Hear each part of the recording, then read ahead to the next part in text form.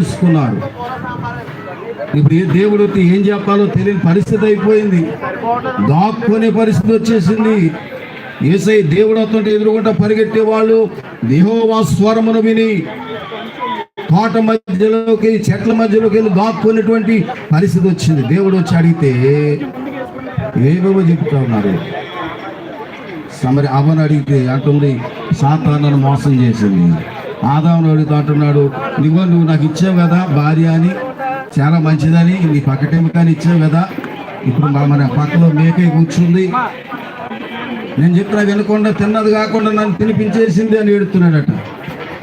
ఆదాము అవ్వ మీద పెట్టాడు, అవేమో సాతాను మీద పెట్టింది. సాతాను సర్పాన్ని దేవుడు శపించాడు.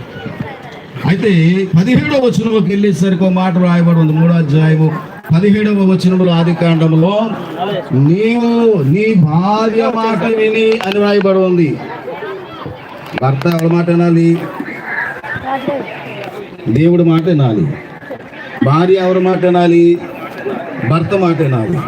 భార్య ఏమో భర్త మాట వినాలి, భర్త ఏమో దేవుడి మాట వినాలి. ఎందుకంటే భార్యకు పురుషుడు శిరస్సు అయి ఉన్నాడు, పురుషునికి క్రీస్తు శిరస్సు అయి ఉన్నాడు.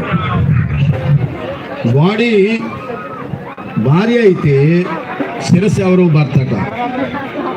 ఆలోచనలు ఎక్కడొస్తాయి? మాస్టర్ ప్లాన్లన్నీ ఎక్కడి నుంచి వస్తాయి? బుర్రలో వచ్చాయి.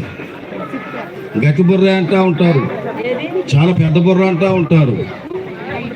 ఇప్పుడు భార్య భర్త మాట వినాలి, భర్త దేవుడి మాట వినాలి. ఇలా జరిగినప్పుడు వారు ఎప్పుడు కూడా సంతోషంగానే ఉంటారు. కానీ ఇక్కడ రివర్స్ అయిపోయింది.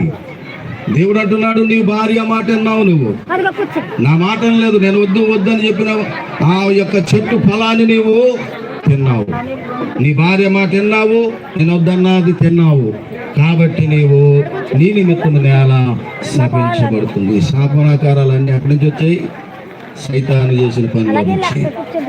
ఈ శాపగ్రస్తమైనటువంటి పరిస్థితులన్నీ కూడా సైతాను యొక్క క్రియల్లో నుండి వచ్చినాయి.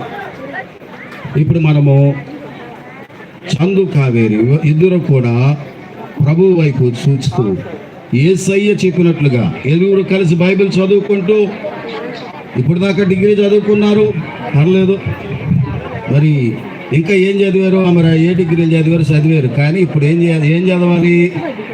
ఈ జీవితం ఇద్దరు కలిపి జీవితాన్ని ప్రారంభిస్తున్నారు కాబట్టి బైబిల్ చదివితేనే కానీ జీవితం అంటే అర్థం అవదు. అలా పాట కట్టారు, జీవితం అంటే మాటలు కాదు చెల్లెమ్మ అని. జీవితం అంటే మాటలు కాదట. కాబట్టి ఆ జీవితం అంటే చూడాలంటే ఇరువురు కలిసి ఏం చదవాలి? బైబిల్ చదవాలి, బైబిల్ చదవాలి, బ్రతుకులు చదవాలి. మరి మన ముందు ఉన్నటువంటి వారి యొక్క జీవితాలు మనం చదువుతూ ఉన్నప్పుడు మనం ఎలా బ్రతకాలో, ఎలా ప్రభువులో నిలవాలో అర్థమవుతుంది. ఆ విధముగా మనము నడిచినప్పుడు దేవుడు చెప్పిన ప్రణాళిక అంతా కరెక్ట్గా జరుగుతుంది.